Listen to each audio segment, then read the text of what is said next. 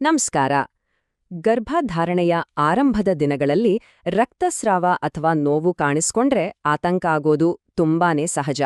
ಹಾಗಾಗಿ ಈ ಪರಿಸ್ಥಿತಿಯ ಬಗ್ಗೆ ಒಂದು ಸ್ಪಷ್ಟವಾದ ಚಿತ್ರಣವನ್ನು ನೀಡಲು ಈ ವಿವರಣೆಯನ್ನು ಸಿದ್ಧಪಡಿಸಿದ್ದೇವೆ. ಒಂದು ವೇಳೆ ಗರ್ಭಾವಸ್ಥೆಯ ಆರಂಭದಲ್ಲಿ ರಕ್ತಸ್ರಾವ ಅಥವಾ ನೋವು ಕಾಣಿಸಿಕೊಂಡ್ರೆ ಅದರ ಅರ್ಥ ಏನು, ಆಗ ಏನು ಮಾಡಬೇಕು ಮತ್ತು ವೈದ್ಯರಿಂದ ಏನನ್ನು ನಿರೀಕ್ಷಿಸಬಹುದು ಅನ್ನೋದರ ಬಗ್ಗೆ ಈ ವಿವರಣೆಯು ಹಂತಹಂತವಾಗಿ ನಿಮಗೆ ಮಾಹಿತಿ ನೀಡುತ್ತೆ. ಇವತ್ತಿನ ಚರ್ಚೆಯಲ್ಲಿ ನಾವು ಈ 6 ಪ್ರಮುಖ ವಿಷಯಗಳ ಬಗ್ಗೆ ಮಾತಾಡಲಿದ್ದೇವೆ. ಮೊದಲನೇದಾಗಿ, ಆರಂಭಿಕ ಗರ್ಭಾವಸ್ಥೆಯ ರಕ್ತಸ್ರಾವ ಮತ್ತು ನೋವು, ನಂತರ ತೆಗೆದುಕೊಳ್ಳಬೇಕಾದ ಮೊದಲ ಹೆಜ್ಜೆ ಯಾವುದು, ಆಸ್ಪತ್ರೆಯಲ್ಲಿ ಏನಾಗಬಹುದು, ಸಂಭವನೀಯ ರೋಗ ನಿರ್ಣಯಗಳು, ಅಜ್ಞಾತ ಸ್ಥಳದ ಗರ್ಭಧಾರಣೆ ಅಥವಾ PUL ಅಂದ್ರೇನು, ಮತ್ತು ಕೊನೆಯದಾಗಿ ಯಾವ ತುರ್ತು ಲಕ್ಷಣಗಳ ಬಗ್ಗೆ ಹೆಚ್ಚು ಗಮನ ಹರಿಸಬೇಕು ಅನ್ನೋದನ್ನು ನೋಡೋಣ.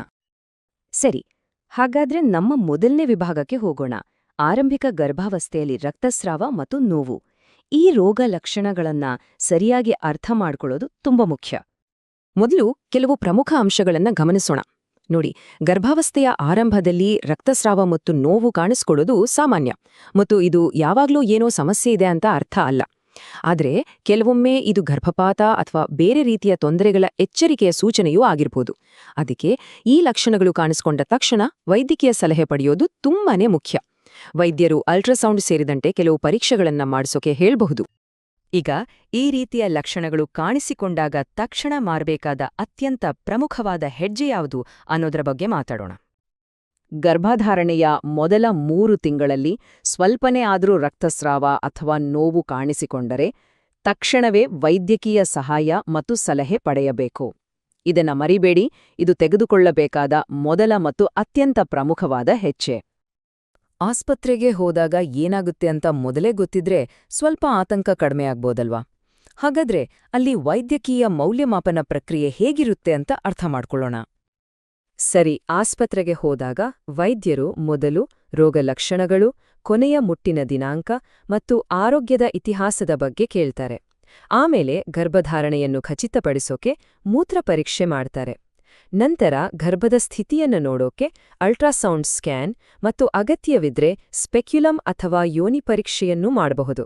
ಅಷ್ಟೇ ಅಲ್ಲ, ರಕ್ತದ ಗುಂಪು ಮತ್ತು ಗರ್ಭಧಾರಣೆಯ ಹಾರ್ಮೋನ್ ಮಟ್ಟವನ್ನ ಪರೀಕ್ಷಿಸೋಕೆ ರಕ್ತ ಪರೀಕ್ಷೆಗಳನ್ನೂ ಮಾಡ್ತಾರೆ.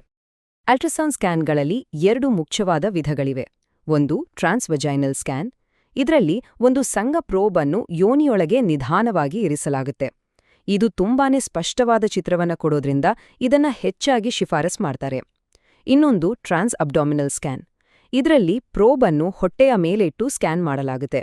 ಒಂದು ವಿಷಯ ಸ್ಪಷ್ಟವಾಗಿ ಗೊತ್ತಿರಲಿ, ಈ 2 ಸ್ಕ್ಯಾನ್ಗಳಿಂದ ಗರ್ಭಪಾತದ ಅಪಾಯ ಹೆಚ್ಚಾಗೋದಿಲ್ಲ. ಮುಂದೆ ಈ ರೋಗಲಕ್ಷಣಗಳಿಗೆ ಕಾರಣ ಏನಿರಬಹುದು, ಸಂಭವನೀಯ ರೋಗ ನಿರ್ಣಯಗಳು ಯಾವುವು ಅಂತ ತಿಳ್ಕೊಳ್ಳೋಣ. ಈ ಮಾಹಿತಿಯನ್ನ ಸರಿಯಾಗಿ ಅರ್ಥ ಮಾಡ್ಕೊಂಡ್ರೆ ಪರಿಸ್ಥಿತಿಯನ್ನ ನಿಭಾಯಿಸೋಕೆ ಸಹಾಯ ಆಗುತ್ತೆ. ಥ್ರೆಟನ್ಡ್ ಮಿಸ್ಕ್ಯಾರೇಜ್ ಅಥವಾ ಗರ್ಭಪಾತದ ಬೆದರಿಕೆ ಅಂದರೆ ರಕ್ತಸ್ರಾವ ಅಥವಾ ನೋವಿರುತ್ತೆ, ಆದರೆ ಅಲ್ಟ್ರಾಸೌಂಡ್ ಸ್ಕ್ಯಾನ್ ಮಾಡಿದಾಗ ಗರ್ಭವು ಸಾಮಾನ್ಯವಾಗಿ ಬೆಳೀತಿದೆ ಅಂತ ಗೊತ್ತಾಗತ್ತೆ.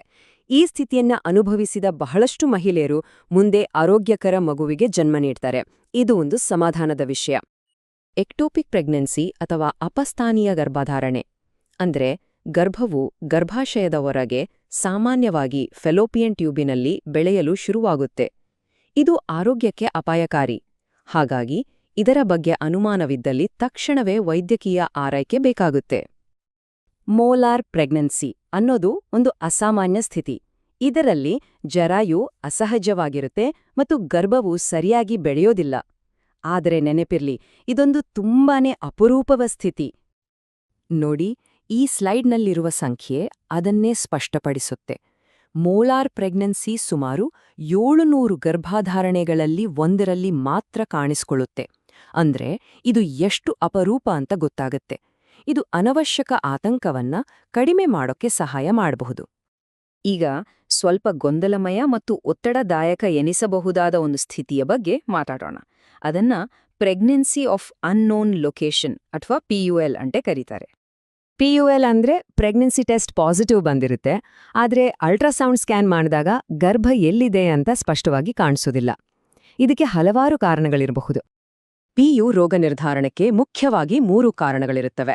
1. ಗರ್ಭಧಾರಣೆ ಆಗಿ ಇನ್ನು ತುಂಬಾ ಆರಂಭದ ಹಂತದಲ್ಲಿರಬಹುದು, ಅಂದ್ರೆ ಗರ್ಭವು ಸ್ಕ್ಯಾನ್ನಲ್ಲಿ ಕಾಣಿಸದಷ್ಟು ಚಿಕ್ಕದಾಗಿರಬಹುದು. 2. ಈಗಾಗಲೇ ಆರಂಭಿಕ ಹಂತದಲ್ಲೇ ಗರ್ಭಪಾತ ಆಗಿರಬಹುದು. 3ನೆಯದು ಅಪಸ್ಥಾನೀಯ ಗರ್ಭಧಾರಣೆ ಇದ್ದರೂ ಅದು ಸ್ಕ್ಯಾನ್ನಲ್ಲಿ ಕಾಣಿಸದಷ್ಟು ಚಿಕ್ಕದಾಗಿರಬಹುದು. ಹಾಗಾದ್ರೆ ವೈದ್ಯರು ಇದನ್ನ ಹೇಗೆ ಕಂಡುಹಿಡಿಯುತ್ತಾರೆ? ಅದಕ್ಕೆ ರಕ್ತ ಪರೀಕ್ಷೆಗಳು ಸಹಾಯ ಮಾಡ್ತವೆ. ಈ ಟೇಬಲ್ನಲ್ಲಿ ನೋಡಿದ ಹಾಗೆ ಗರ್ಭಧಾರಣೆಯ ಹಾರ್ಮೋನ್ ಅಂದ್ರೆ ಬೀಟಾ HCG ಮಟ್ಟ ಏನಾಗ್ತಿದೆ ಅನ್ನೋದರ ಮೇಲೆ ವೈದ್ಯರು ಒಂದು ನಿರ್ಧಾರಕ್ಕೆ ಬರ್ತಾರೆ. ನೋಡಿ, ಸಾಮಾನ್ಯ ಗರ್ಭಧಾರಣೆಯಲ್ಲಿ ಹಾರ್ಮೋನ್ ಮಟ್ಟ ವೇಗವಾಗಿ ಹೆಚ್ಚಾಗುತ್ತೆ. ಅಪಸ್ಥಾನೀಯ ಗರ್ಭಧಾರಣೆಯಲ್ಲಿ ಅದು ಸ್ವಲ್ಪ ಮಾತ್ರ ಹೆಚ್ಚಾಗುತ್ತೆ ಅಥವಾ ಅಷ್ಟೇ ಇರುತ್ತೆ. ಇನ್ನು ಗರ್ಭಪಾತದ ನಂತರ ಹಾರ್ಮೋನ್ ಮಟ್ಟ ಗಣನೀಯವಾಗಿ ಕಡಿಮೆ ಆಗುತ್ತೆ. ಕೊನೆಯದಾಗಿ, ಆದ್ರೆ ತುಂಬಾನೇ ಮುಖ್ಯವಾಗಿ, ಯಾವ ತುರ್ತು ಲಕ್ಷಣಗಳು ಕಾಣಿಸಿಕೊಂಡಾಗ ತಕ್ಷಣವೇ ವೈದ್ಯಕೀಯ ಸಹಾಯ ಪಡಿಬೇಕು ಅನ್ನೋದನ್ನ ಮತ್ತೊಮ್ಮೆ ನೆನಪಿಸ್ಕೊಳ್ಳೋಣ. ಅತಿಯಾದ ರಕ್ತಸ್ರಾವ, ಹೊಟ್ಟೆಯಲ್ಲಿ ತೀವ್ರವಾದ ನೋವು, ಭುಜಗಳಲ್ಲಿ ನೋವು, ತಲೆ ತಿರುಗುವಿಕೆ ಅಥವಾ ಪ್ರಜ್ಞೆ ತಪ್ಪುವ ಹಾಗೆ ಆಗುತ್ತಿದ್ದರೆ ಒಂದು ಕ್ಷಣವೂ ತಡ ಮಾಡದೆ ಹತ್ತಿರದ ಅರ್ಲಿ ಪ್ರೆಗ್ನೆನ್ಸಿ ಅಸೆಸ್ಮೆಂಟ್ ಸರ್ವಿಸ್ ಅಥವಾ ತುರ್ತು ಚಿಕಿತ್ಸಾ ವಿಭಾಗವನ್ನು ಸಂಪರ್ಕಿಸಲೇಬೇಕು. ಖಂಡಿತ ಈ ಅನಿಶ್ಚಿತತೆ ಕಷ್ಟಕರವಾಗಿರಬಹುದು, ಆದರೆ ನೆನ್ಪಿಡಿ, ಅತ್ಯಂತ ಪ್ರಮುಖವಾದ ಹೆಜ್ಜೆ ಯಾವಾಗ್ಲೂ ಮೊದಲನೆಯದೇ ಆಗಿರುತ್ತೆ. ಅದೆಂದರೆ ವೈದ್ಯಕೀಯ ಆರೈಕೆಯನ್ನ ತಕ್ಷಣ ಪಡೆಯೋದು. ಆ ನಿರ್ಣಾಯಕ ಮೊದಲ ಹೆಜ್ಜೆಯನ್ನ ತೆಗೆದುಕೊಳ್ಳೋದೇ ಆರೋಗ್ಯವನ್ನ ಕಾಪಾಡಿಕೊಳ್ಳೋಕಿರುವ ಅತ್ಯುತ್ತಮ ದಾರಿ. ಈ ಮಾಹಿತಿ ನಿಮ್ಗೆ ಸಹಾಯಕವಾಗಿದೆ ಎಂದು ಭಾವಿಸುತ್ತೇವೆ. ಧನ್ಯವಾದಗಳು.